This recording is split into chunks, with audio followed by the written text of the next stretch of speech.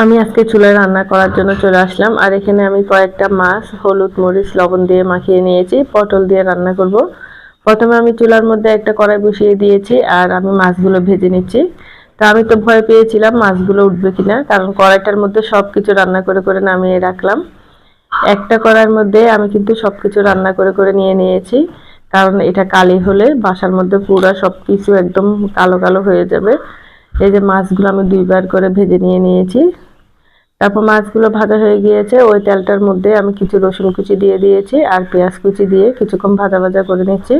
কয়েকটা কাঁচামরিচও দিয়ে দিয়েছি আর লবণ দিয়ে দিয়েছি আর মরিচটাও দিয়ে দিচ্ছি আমি 1.5 চামচের মতো, হলুদ গুঁড়া দিয়েছি 1/2 চামচের মতো। আর মাছের মশলাটা দিয়ে ভালোভাবে নাড়াচাড়া করে মশলাটা কিছুক্ষণ কষিয়ে নিচ্ছি।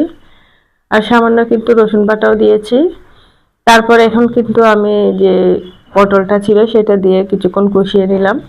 সামান্য পানি দিয়ে আমি কিন্তু কষিয়ে নিয়েছি। এরপর আমি ঝোলের জন্য পানিটা দিয়ে উপর দিক থেকে মাছগুলো দিয়ে দিচ্ছি, যেগুলো মাছ ভাজি করেছি সেই মাছটা দিয়ে দিয়েছি। দিয়ে বেশ কিছুক্ষণ আমি ঢাকনাটা দিয়ে রান্না করে নিব। তো কিছুক্ষণ পর পর রান্না করে নিয়েছি। আর এখন আমি কিন্তু একটু নাড়াচাড়া করে একটা টমেটো কেটে দিয়ে দিলাম। টমেটোটা দিয়ে আরও কিছুক্ষণ রান্না করে তারপর আমি এটার মধ্যে ধনিয়া পাতা দিয়ে দিচ্ছি। দিয়ে ব্যাস আমার রান্নাটা প্রায় কমপ্লিট হয়ে গিয়েছে। চুলার রান্নাটা আসলে মজাই আলাদা।